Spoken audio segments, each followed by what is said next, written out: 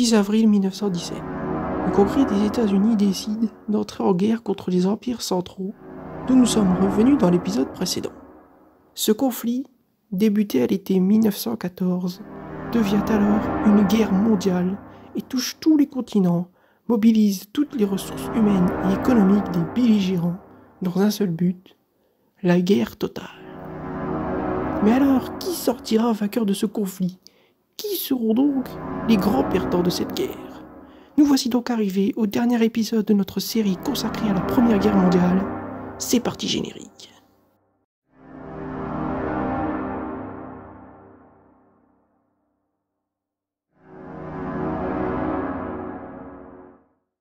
Le 13 juin 1917, soit quasiment 2 mois après l'entrée officielle en guerre des États-Unis dans ce conflit, 177 Américains, accompagnés du général John Pershing, commandant en chef du corps expéditionnaire désigné après la mort subite du général Frederick Funston en début d'année, accompagnés du capitaine George Patton, débarquèrent à Boulogne-sur-Mer. Le 28 juin 1917, la première division d'infanterie américaine débarqua à Saint-Nazaire. Comme le Royaume-Uni, les États-Unis disposent uniquement d'une armée de métier. Ainsi, lorsque la proposition d'entrer en guerre du président Wilson devant le Congrès le 2 avril fut acceptée et que les États-Unis entrèrent en guerre le 6, le président américain dut compter majoritairement sur la base du volontariat pour constituer la force de 1,2 million d'hommes qui n'arriva en France qu'à partir du mois d'octobre 1917. Le corps militaire américain établit ses premiers campements en octobre 1917 autour de Nantes, de La Rochelle, puis crée de toutes pièces au milieu de la forêt un gigantesque dépôt militaire et centre de montage et réparation mécanique à Romorantin. L'uniforme américain des Samis est vert, complété par un casque en forme de cercle, tout comme le modèle anglais. C'est une armée qui contribuera grandement à la victoire sur les empires centraux, puis lorsque la contre-attaque générale est lancée par le maréchal Foch en 1918, les GI représentèrent pas moins de 31% des forces combattantes alliées. Au total, 2 millions de militaires américains sont en Europe au moment de l'armistice. Mais pendant que l'armée des États-Unis arrive progressivement sur le front de l'Ouest, la situation sur le front de l'Est s'enlise. Au début de l'année 1917, la Russie ne peut plus soutenir une guerre contre un ennemi mieux équipé et mieux organisé. L'effort que demande la guerre, avec une production agricole et industrielle accrue, engendre pénuries et troubles sociaux. Les désertions se multiplient et les villes connaissent des troubles d'approvisionnement.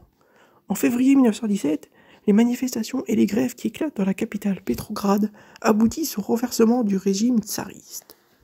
Le 15 mars 1917, le tsar Nicolas II abdique et le même jour est formé un gouvernement provisoire majoritairement formé par les ministres venant de milieux bourgeois. En avril 1917, Vladimir Ilyich Lénine, de retour en Russie de son long exil avec l'aide des Allemands, conteste le gouvernement provisoire.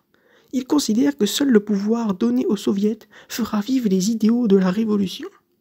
La Russie n'est plus une force d'attaque, et les Alliés craignent une intensification de l'effort allemand à l'ouest. En novembre 1917, Lénine et Trotsky organisent une seconde révolution. Les bolcheviks prennent le pouvoir, et le nouveau régime, n'étant pas en situation de continuer la guerre, lance des pourparlers de paix avec les empires centraux. Le gouvernement provisoire, ne sachant trop quoi faire de Nicolas II, ces derniers l'enferment avec sa famille dans le palais Alexandre à Tsarskoïe Selo, puis dans la maison du gouverneur à Tobolsk, et finalement dans la villa Ipatiev à Yekaterinbourg. Pendant la guerre civile russe, Nicolas II, son épouse, son fils, ses 4 filles, le médecin de la famille, son domestique personnel, la femme de chambre et le cuisinier furent assassinés par des bolcheviks dans la nuit du 16 au 17 juillet 1918. Au début de l'année 1918, les Alliés perdent un front avec la sortie du conflit de la Russie.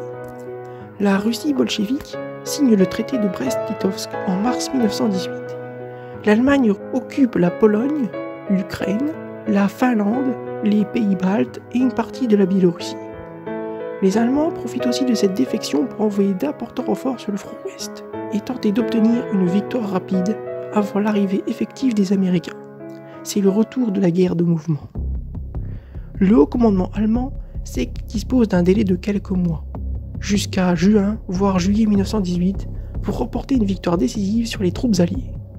Renforcés par les troupes venant du front Est et souhaitant forcer la décision avant l'arrivée des troupes américaines, les Allemands mettent toutes leurs forces dans l'ultime offensive à l'ouest et lancent une série de coups de boutoir contre les Anglais, particulièrement éprouvés depuis la bataille de Passchendaele. L'effort porte sur la jonction des fronts anglais et français. Le grand état-major allemand connaît la mésentente entre Haig et Pétain et veut en jouer. Il s'en faut de peu que les lignes anglaises ne soient emportées lors de l'offensive du 21 mars 1918 dans la région de Saint-Quentin. Pour résister, les Anglais prélèvent des troupes sur le front des Flandres, ce qui amène l'armée belge à étendre son front.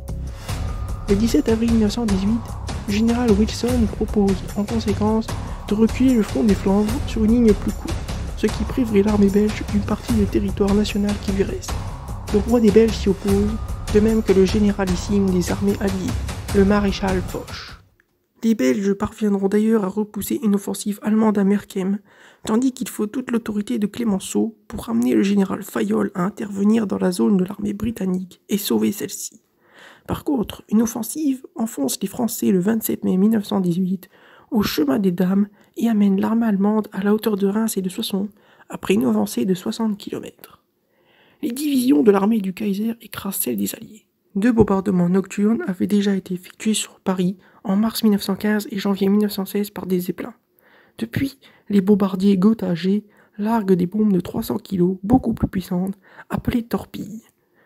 Paris est aussi touché par des canons allemands à très longue portée, que l'on surnommait les Pariser Kanonen. Ces bombardements ont un fort impact psychologique sur la population parisienne, bien que le nombre de victimes soit très inférieur à celui du front.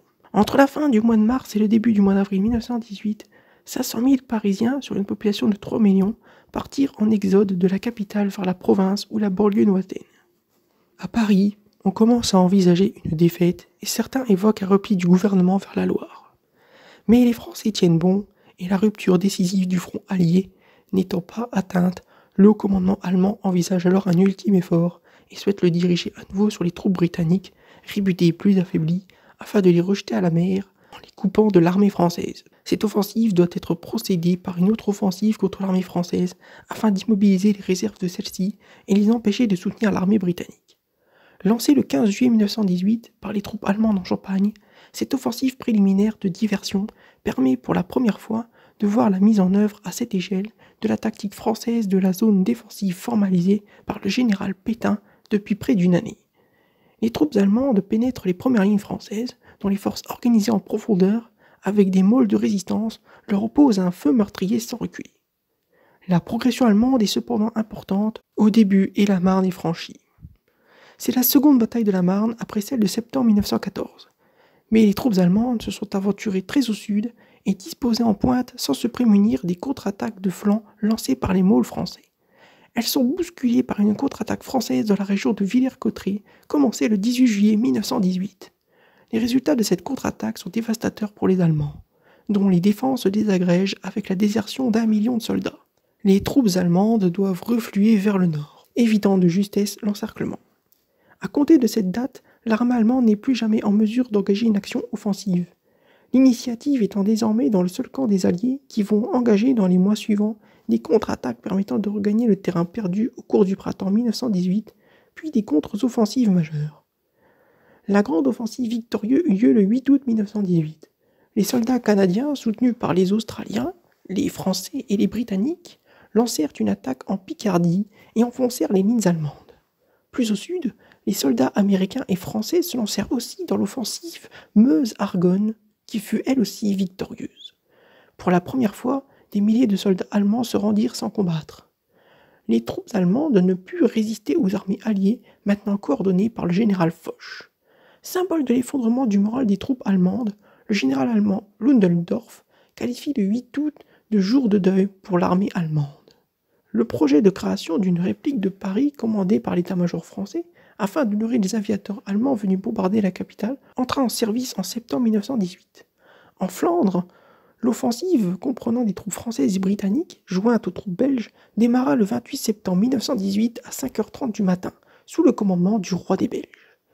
En France, le matériel et les soldats américains apportèrent le poids de leur intervention appuyés par les premiers chars Renault FT et par une supériorité navale et aérienne. L'armistice est demandé par les Bulgares le 29 septembre 1918. L'armée turque, quant à elle, fut anéantie par les Britanniques lors de la bataille de Megiddo. Les généraux allemands, conscients de la défaite de l'Allemagne à terme, ne songèrent plus qu'à hâter la conclusion de l'armistice. Ils voudraient le signer avant que l'adversaire ne mesure sa victoire avec exactitude, avant qu'il ait reconquis la totalité du territoire français. Sur le front italien, au printemps 1918, l'armée austro-hongroise essaye de forcer les lignes italiennes, mais elle se heurte à une résistance acharnée lors de la bataille du Piave. Le 24 octobre 1918, l'armée italienne, constituée de 51 divisions, accompagnée de 7 alliés, dont 2 françaises, lancèrent une vaste offensive contre les forces austro-hongroises, composées de 63 divisions. Les Italiens parvinrent à couper en deux les lignes autrichiennes dans la bataille de Vittorio Veneto. Les Autrichiens, menacés d'encerclement, reculèrent sur toute la ligne de front.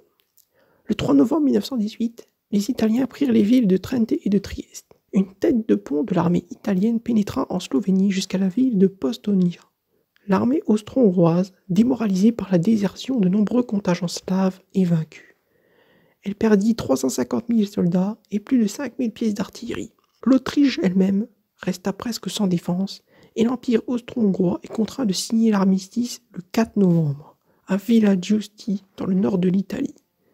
Charles Ier abandonna son trône. La défection de l'Autriche-Hongrie est un coup dur pour les Allemands qui perdirent ainsi leur principal allié. En Allemagne, l'empereur Guillaume II refusa d'abdiquer, ce qui entraîna des manifestations en faveur de la paix. Le 3 novembre 1918, des mutineries éclatèrent à Kiel. Les marins refusèrent de livrer une bataille pour l'honneur. La vague révolutionnaire allemande gagna toute l'Europe et le 9 novembre, Guillaume II est contraint d'abdiquer. L'état-major demande alors que soit signé l'armistice.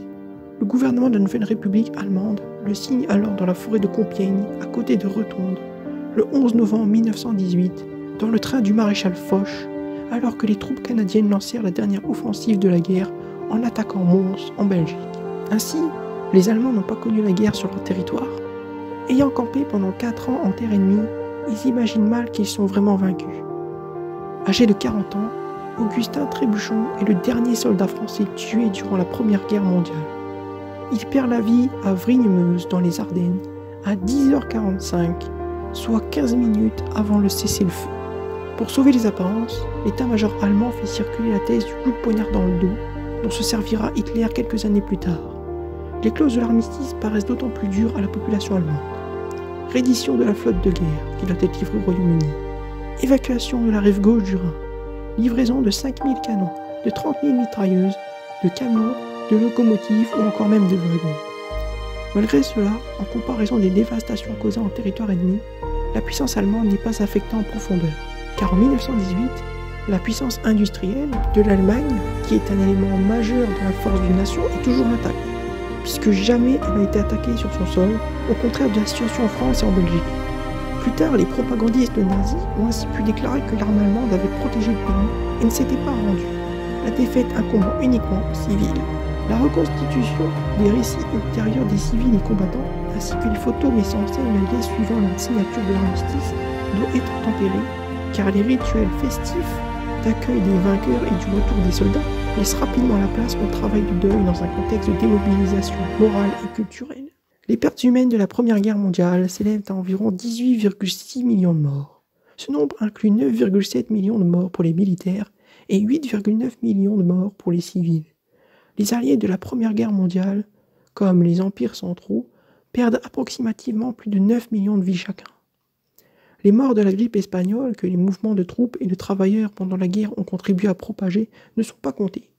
Mais les pertes militaires pour cause de maladies dans l'année 1918 incluent certainement cette cause. La guerre va également entraîner des séquelles psychiques, notamment avec les gueules cassées, les traumas psychologiques ou encore le choc de la violence du conflit. En plus des incertitudes sur les documents d'époque, les sources peuvent avoir des conceptions différentes de la bonne façon de catégoriser les victimes. Les pertes militaires comptabilisées ici incluent les morts au combat, les morts par accident, maladie ainsi que les morts en captivité. Les 3/4 des pertes au combat ont été attribuées à l'artillerie seule. La plupart des pertes civiles de la Première Guerre mondiale sont dues aux famines et aux maladies. De plus, le nombre de civils morts dans l'Empire ottoman inclut les morts dues au génocide arménien. perpétré d'avril 1915 à juillet 1916, au cours duquel les 2 tiers des Arméniens qui vivent alors sur le territoire de l'actuelle Turquie périssent du fait de déportations, famines et massacres de grande ampleur. Il fut planifié et exécuté par le parti au pouvoir à l'époque, le Comité Union et Progrès, plus connu sous le nom de Jeunes Turcs, composé en particulier du triumvirat d'officiers Talat Pacha, Enver Pacha et Cemal Pacha, qui dirigent l'Empire ottoman alors engagé dans le conflit aux côtés des empires centraux. Il coûta la vie à environ 1 200 000 Arméniens d'Anatolie et d'Arménie occidentale. Les déportations et massacres furent préparés et organisés depuis Constantinople, capitale de l'Empire, et mis en œuvre à l'échelle locale par les autorités de divers districts et provinces. Chaque responsable local fut chargé de rassembler ses administrés arméniens, puis les soldats et gendarmes ottomans escortèrent les convois jusqu'au désert, dans des marches de la mort, et procédèrent eux-mêmes aux assassinats ou laissaient libre cours à la violence de groupes de bandits armés, majoritairement kurdes. Les morts dues à la grippe espagnole ne sont normalement pas comptabilisées ici, bien qu'il ne soit pas toujours possible de les isoler. Ainsi, les 116 516 morts de l'armée des États-Unis présentées incluent 63 114 morts de maladie, comprenant vraisemblablement pour partie les morts de cette épidémie. En comparaison, le nombre de morts au combat fut de 53 400 de décès. Le nombre de victimes à cette pandémie est de 549 000 décès aux États-Unis et fut le premier pays touché, et évalué par une étude à 2 300 000 morts pour 14 pays représentant 75% de la population de l'Europe occidentale, dont 240 000 morts en France, 153 000 au Royaume-Uni et encore 426 000 morts en Allemagne. En conséquence à ce conflit, les frontières européennes et du Proche-Orient sont redessinées. Des monarchies sont remplacées par des États communistes ou par des républiques démocratiques. Et pour la première fois de l'histoire, une institution internationale est créée dans le but de régler les différends internationaux. Elle sera baptisée la Société des Nations. Les premières tentatives pour comprendre la signification et les conséquences de cette guerre moderne ont commencé dès les phases initiales du conflit, et ce processus s'est poursuivi pendant et après la fin des hostilités. La postérité de la Première Guerre mondiale en littérature a ainsi aspiré un nombre considérable de romans, de bandes dessinées, de pièces de théâtre et d'œuvres poétiques.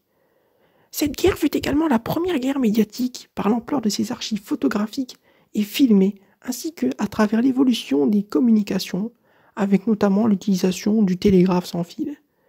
La Grande Guerre vit également le développement du reportage et des comptes rendus de guerre effectués par des attachés militaires et correspondants de guerre. Les morts des militaires y sont livrés à la médiatisation. Autre élément participant à l'héroïsation de ces soldats morts au combat, les cimetières militaires et les monuments aux morts de la Première Guerre mondiale qui sont érigés dans des milliers de villes et de villages, notamment en France. L'objectif est de ne pas oublier et que l'on se dise plus jamais ça.